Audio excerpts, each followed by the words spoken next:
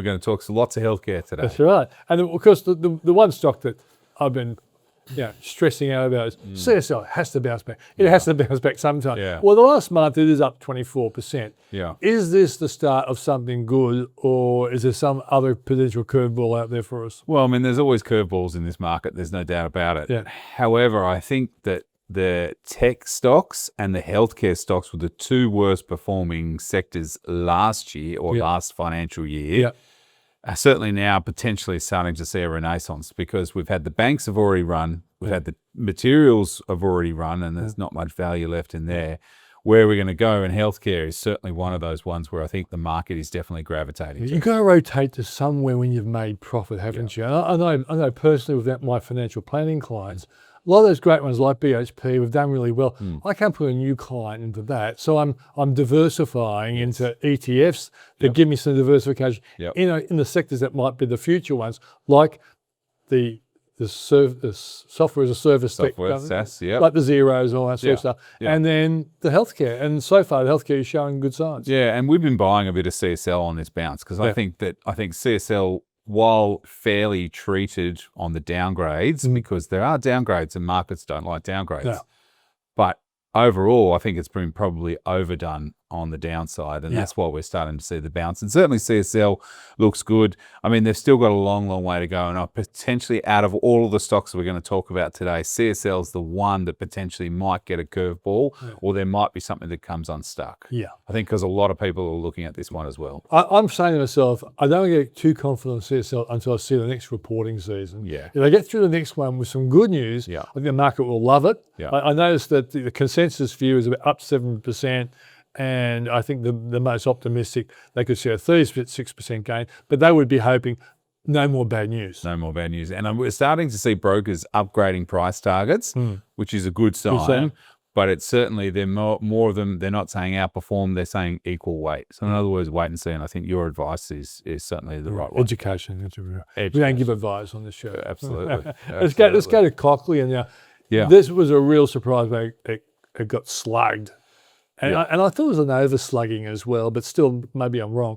Now, the consensus view is, it's up 24.4% in a month, but the consensus is still down negative. Yeah, that's right. What are you guys saying on Cochlear? The guidance is lower. Earnings consistency is going to be lower, and there's still some more, I suspect, some more pain from that US consumer. And the US consumer, the sentiment is that Cochlear is not a need, it's a want. So it sits into that discretionary healthcare spend. Now, I would have thought if I'm deaf, it's a need. Hearing is absolutely important for life, right?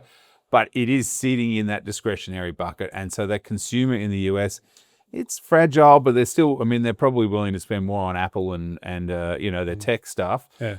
That kind of healthcare is that discretionary spend, and so that where I think the consumer is. And I think there are some sort of cheaper products in the market. Yes. A good friend of mine, has a hearing problem, and she has something she calls Roger. And when we go out to dinner, she plugs it, and she's hearing a lot better as a consequence of this little gadget. Right. So I think there's probably that kind of rivalry as well. Also, Cochlear, you've got to have an operation. Yeah. Like it's a full-on. It's a serious commitment. It's a serious commitment. Yeah. So I think Cochlear, we're going to struggle for a little, but I still think it's a great business and a great company. So I buy it on a dip. I think. Yeah. Let's go ResMed now. Taking a bit of a breather. Yeah. You like that one? Yeah. Yeah, very good, very good. Yeah, for people who don't know, ResMed helps people with sleep apnea. Well done, mate. Correct. Brilliant comedy. For the last 3 years, ResMed's recorded an earnings per share growth of 19% per annum. I know, they always shock the market. Right? Market sells them off and they come back good. Which implies that revenue growth is still around about 11% per annum. Yeah. But we are seeing some downgrades starting to come through. What are your numbers sort of saying? Yeah, the upside is about a consensus view of up 10%. No, it's up 10%. The consensus says up 33%. Yeah. And the most optimistic says up 52%. Now, these guys have also struggled because of Ozempic and people. Americans are getting skinnier. Did you know that? Therefore, there's less chance of snoring at night. Yeah. Yeah. Well, sure. That's right. So, but also Philips is now coming back into the market. That's a big rival. And that's where these I guess, edginess or a bit of a downgrade, are looking or potentially not getting your 40% returns every year, it's going to be pulled back. And Philips by 2027 will be in the market. Now, if they stuff up again and they get a product recall, ResMed's it's a monster. It's a buy. I just think you've got to be a little bit careful with ResMed. There's just those little downgrades, albeit that growth number does look fantastic. Yeah. I think with Philips coming into the market, I think you've got to be cautious. Isn't it interesting? History has taught people like you and me that if you're going to be in an industry, you buy best of breed. Yes. Banking, CBA. Done. Mining, BHP. Right. And these like CSL, Cochlear and ResMed have been best of breed in their specific spaces, isn't it? Yep. So maybe it is a buying opportunity on that criteria, unless technology supersedes them. Yeah, okay. Great. Yep. Now, what about Pro Medicus? Boy, wasn't that a buy about 2 or 3 months ago? Unbelievable. So start of June, it was $130, 100 and something like that. Today, 211. Yeah. Like not even a month. Yeah. A month. It's been a month. So probably one of the best run businesses on our stock market. Yeah. Is it value to be buying here at 211? Most brokers have got price targets of 235. Yeah, the consensus is up 5.5%. Yeah. And the most optimistic was I got 14.48%. So a lot of it's happened. But I feel as though this is a company, Adam, that even if you buy late, it's still going to creep up because the real negativity about it has gone. And people kept telling me they started off at university hospitals, the big ones, who loved it. And now there's a whole pile of hospitals out there that still is potential business for them. Yeah, absolutely. Yeah. I mean, the credibility is there and the moat that they have is amazing as well. So, like, you don't want to be shorting it, and that's potentially why we've seen this fantastic rally, is those shorters that are getting washed out of it. I just, again, where we are now, all the easy money potentially has been done. The Courageous got in at lows. Yes, and they've done well. So, I think you just want to wait until I think they're reporting in August. So I think you just give it a bit of time, maybe buy a bit here, but it's still, I mean, it's been 330? Yeah, plus? And the thing is this, I think Pro Medicus has become like a stock you put into your portfolio, like a core portfolio, and it's probably got, sometimes we'll shoot lights out, sometimes we'll just creep up, but it's a good quality company. Absolutely. Now, what about Telex and Neuron? These are in two biotech companies that I think definitely Telex is shorted on the short list. Yes, I'm not sure if Neuron's on there as well, but they've both killed them over the last couple of weeks in particular. Yeah, Telex. Obviously, the case for Telex has now started to move forward. They had a couple of good announcements on their FDA approvals for some of their drugs. And they had some problem, didn't they, with their FDA? That's right. And so that's where that sort of fell over. So look, this one is probably my number one in that space. Obviously CSL, because we stay in the safe. But this is like a real speculator. Definitely. That could be like a real 10 baggers. Well, it could get back up to $20, 25 easily. What's it now? What's this rough? 17 something. I'll have to double check that. But so Telex I think is interesting. NEU is a really interesting business because it fell away when the European regulator stopped.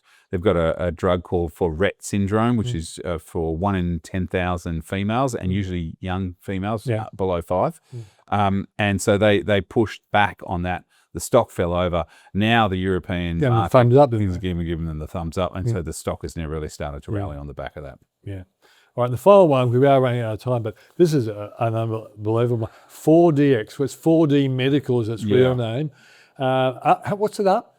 Well, it takes the number one spot for the closing of the financial year up 17 times. Yeah, I got about 1,140 something %, which I thought was quite staggering. Yeah, unbelievable. And it's not going from like 1 cent to 2 cents. No, it's a reasonable share price. Well, it started at 24 cents when Pro Medicus put 10 million into the business. 24 cents, and now we're at $4 or wherever it is. So it's done really, really well. They do medical imaging on lungs and 4DX or 4D medical imaging. Look, it's an interesting one. I think overall the total market is fantastic on this. Can it continue to do 1,000 times %? I don't know, but look. No, I think the answer is no. There's a lot of people. If you went to 8, that's to be 100%, and I'd be happy with that.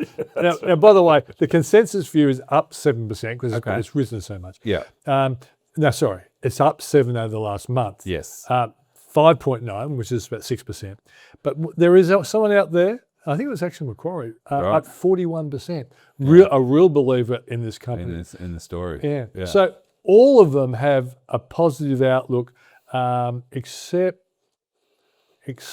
Cochlear. Yeah. Cochlear was down -9%. Yeah. But it makes me feel that the healthcare rotation is probably on the way. It's on. It's definitely on. Yeah, we heard it here first. And who would doubt Adam Dawes when it comes to a call like that? Mate, as always, thanks for joining us. Great to be here. Thank you.